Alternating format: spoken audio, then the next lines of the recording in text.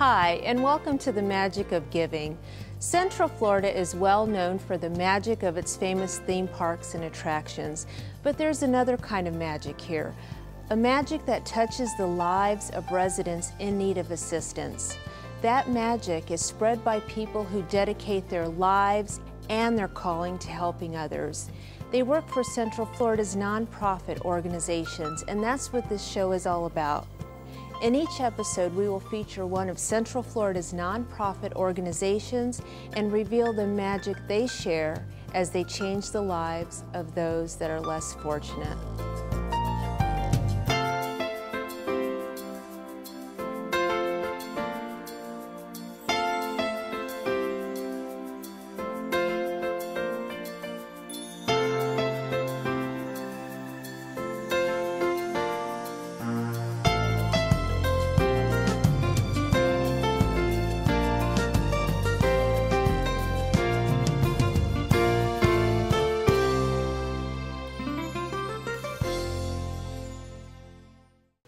Today's show features the Victim Service Center of Central Florida, an organization whose mission is to provide services and resources to victims of sexual assault, violent crime, and tragic circumstances.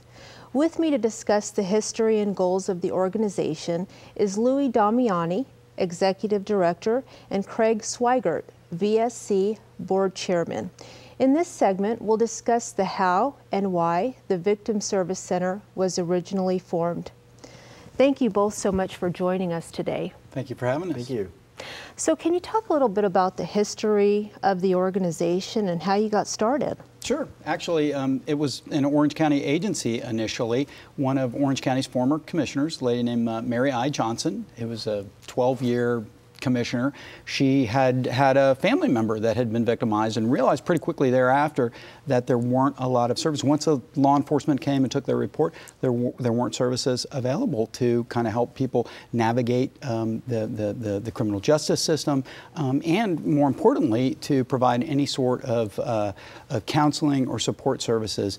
And so she made it her mission to get a program started at the county level, and she convinced her peers at Orange County to put up some money, and they started actually the agency with just a couple of people and as an agency of county government. But the caveat was that they had 2 years to turn it into a nonprofit agency, and that's exactly what happened. That was around 1998, and then 2 years later turned into the Victim Service Center of Orange County. And then subsequently, a couple of years later, the board of directors changed the mission and expanded it beyond Orange County to the Victim Service Center of Central Florida, which it is today. Okay, so in the year was, when did you start? Started in about 2000, 2001, right, was when the agency originally got started. Now let's talk a little bit about the mission of the organization as a whole. What is the mission? Well, our mission is, and we're very proud, we just went through our board retreat, and as the agency has continued to grow and thrive, we really had to update it to really encompass what Lou is talking about as far as our growth and our services in the community, because we're the experts in this field. And so our mission statement really is to, provide advocacy for victims of sexual assault, violent crimes, and anyone that we call in a traumatic circumstance, because there are a lot of things other than just violent crimes that people find themselves in tragic circumstances. Excuse me, and with that we have tremendous experts that are trained in that field of care to help navigate through where help can be provided. So and to do that in our region as well, because as the agency's been growing, more and more people are hearing about us and really kind of realizing that, wow, there's a place to get help. So that message continues to compound in the community, and we're continuing to grow just in people seeking our services and the number of people we're able to help. And we provide individualized, therapy services, advocacy services, as Craig mentioned. We have a whole team full of master's level counselors and therapists that are there 24 hours a day. How do you support such a diverse Central Florida community? Well, we get our support. We're actually predominantly grant funded as an agency, and so we receive, I think we have about 10 different grants that we operate under because of that we serve victims of crime. They're actually, we're not really tax-based supported. We're supported through fines and fees that are levied on criminals that are going through the system, and then the way that the grants are set up, those monies then are collected and then redistributed back to agencies like ours that help provide services to to victims. Now, we talked briefly about your mission. Now, what are some of the short-term goals that you have as an agency? Well, I would say a few of the short-term goals are we want to make sure that we're physically responsible and that we have our funding, our finances, and everything in order, because as I said, our agency continues to grow in services we're providing and the people seeking us out. We're also have started providing free counseling services to people who have been victimized in the past. One of the things from opportunities in the community that we can provide is people that may have been victimized years ago that still find themselves traumatized and not being able to function. We can be there for people years later when they finally decide they need help. So that's one of the other short-term goals of looking at doing that, as well as looking at expanding where expansion is necessary.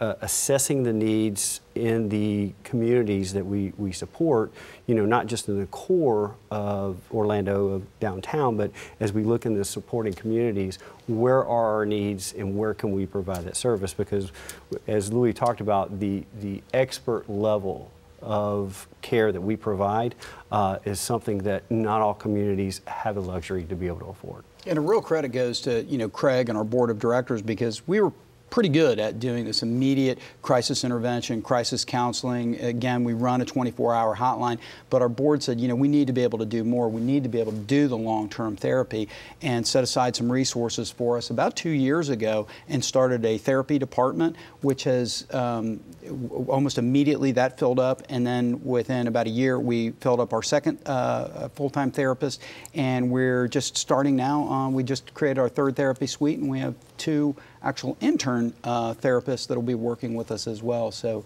we just continue to grow the services, and it's an exciting time. I think long term, the need there is huge, and we're up for the challenge.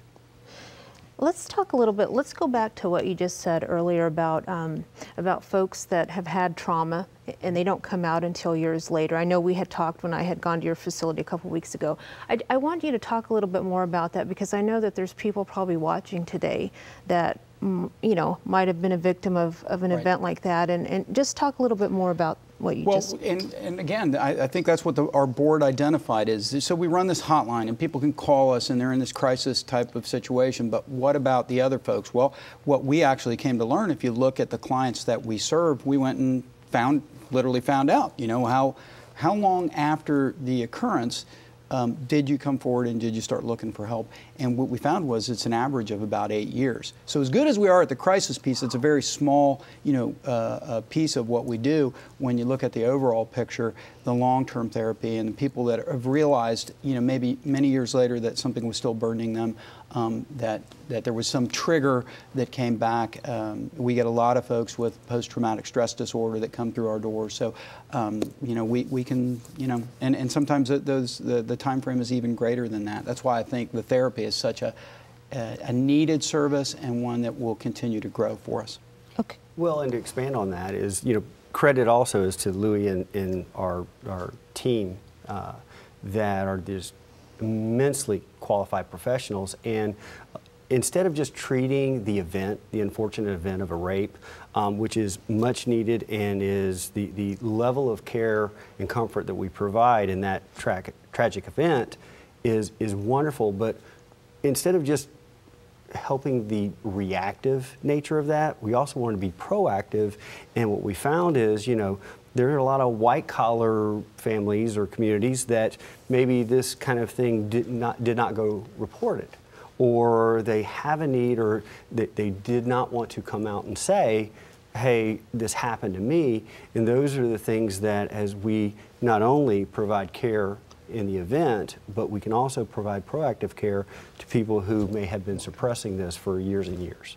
And it's highly confidential, right? Oh, it's Oh, 100% please, confidential. Yeah, everybody we have, all master's level social workers and therapists, and everything that is, it's actually by statute, all of our personnel are protected under the statutes, and nothing that ever gets shared with anybody that comes through our doors is ever going to be shared anyplace else, unless it's the actual client themselves that wants that information shared elsewhere. And that's in the beginning of our mission statement, is individualized care. Because that, if we're not protective of the victim, it's like they're victimized all over again.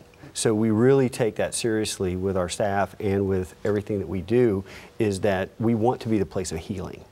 So that it's very important to us. Okay, so real quickly before we close, so if someone's sitting there watching this today and they're at home and they know they've been victimized 5 years ago, 10 years ago, do they just pick up the phone and call you, or yes. how do they get in touch with you? Well, we have a 24-hour hotline that's manned by, again, a master's level counselor. That counselor, whoever answers the phone, is the person that you will work with for the duration of time that you will work with our agency. It's very unique in what we do. It's what we consider to be a best practice in our field, and we're highly regarded for that.